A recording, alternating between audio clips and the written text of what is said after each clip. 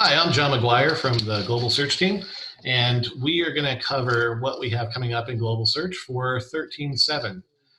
So the first thing that we have in Global Search, we are starting a multi-milestone effort to start breaking out the index. And Terry is getting us started with that.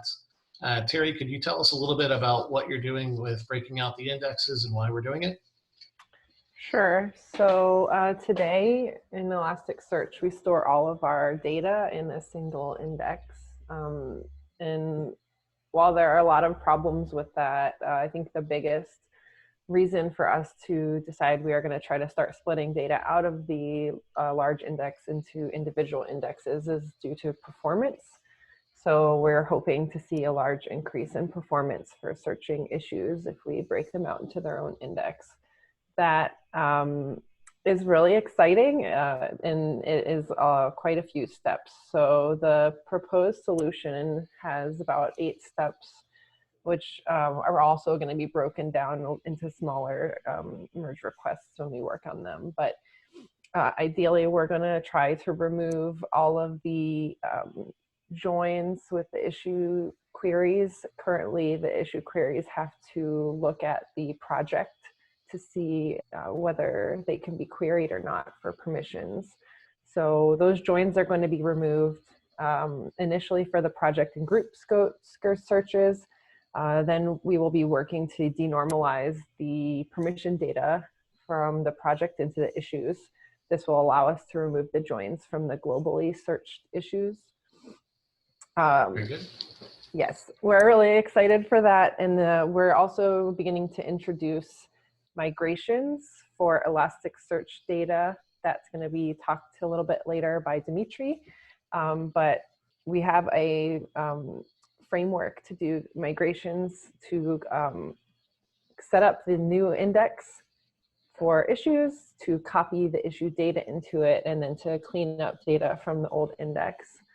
Lastly, there will be some admin UI changes to support this work, as well as changes to our rake tasks. And I had put in there to revisit plans for automation of the migrations, but I need to update that because Dimitri did an awesome job on actually working on it, so it's ready to go. Yeah, and we'll cover that in just one second. And I think one of the key things here that users should expect, this is quite a bit of work to start breaking out these indexes. And if you can imagine for the GitLab as the SaaS solution, this is quite a large index as well. And I know a lot of our customers are also operating pretty large repos and therefore pretty large indexes. But the advantages that everybody should get from this is improved performance.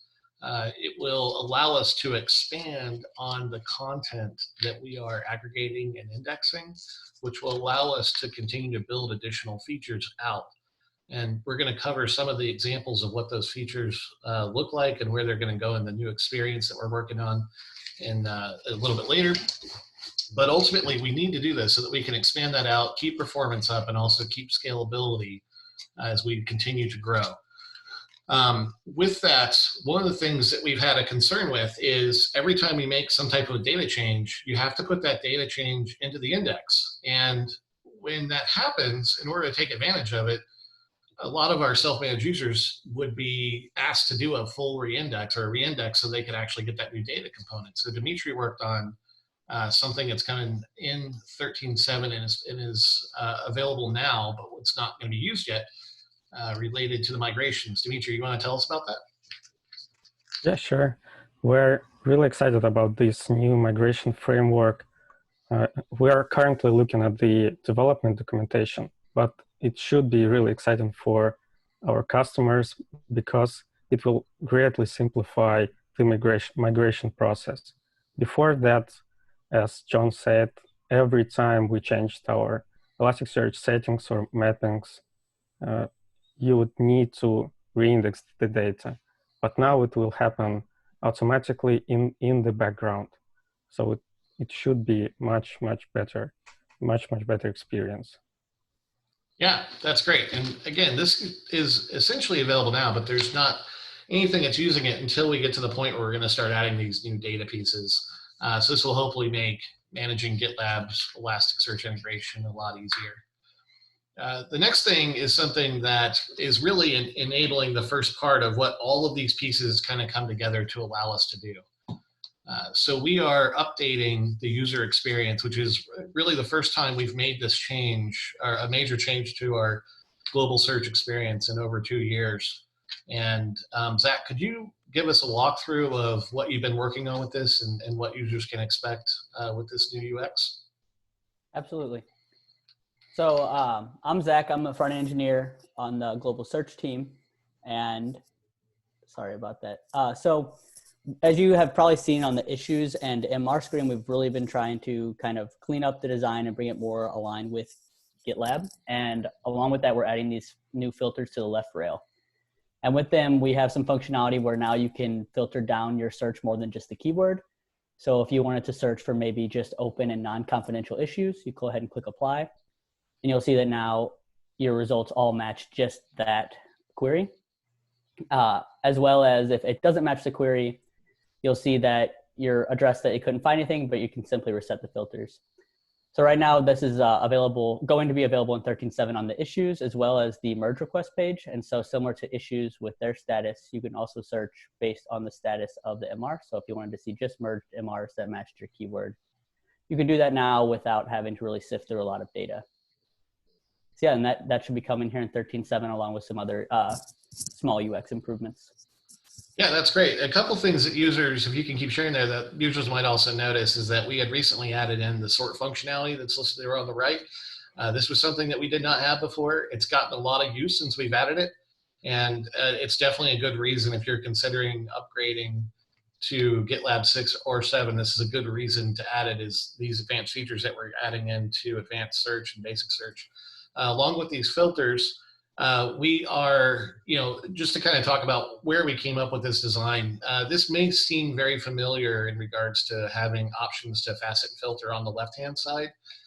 This is used in about 90% of more complicated and advanced searches across the entire internet. This is a very common feature to kind of use and explore content and try to find it. The idea of having this in a left rail versus drop downs at the top, which is what they were when we first launched them, is that a user that's not as familiar with GitLab might not be fully aware of what confidentiality and status might mean.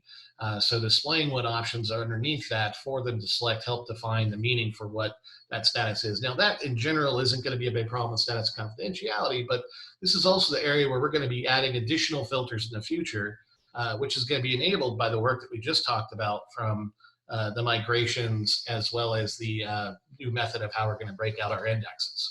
And so once we start adding this new content, we'll be able to add new filtering. We're going to make a more rich experience for everybody to be able to use. And all those are the path of what we're actually starting with right now. So this is the beginning framework of something that's actually going to grow to something that allows you to explore, get all the information in GitLab a lot easier. The last thing is that we also want to bring that functionality. Right now we're targeting issues and merge requests. We're going to take a look at setting this up for epic search results as well, and then adding in the left rail features to be able to filter it by your state, as well as we're going to look at confidentiality too and see if we can add this into 13.7. Eventually we want to be able to build out that similar functionality across all those scopes. And we are discussing if we want to then bring those scopes into one result page that kind of combines them all. We're kind of working through the details of what's going to work best for users with that. And we would love to hear your feedback if you have time to interact with us. So that is the overview of what we have for 13.7. I wanted to thank Zach, Dimitri, and Terry for joining me. And I hope you guys have a great kickoff.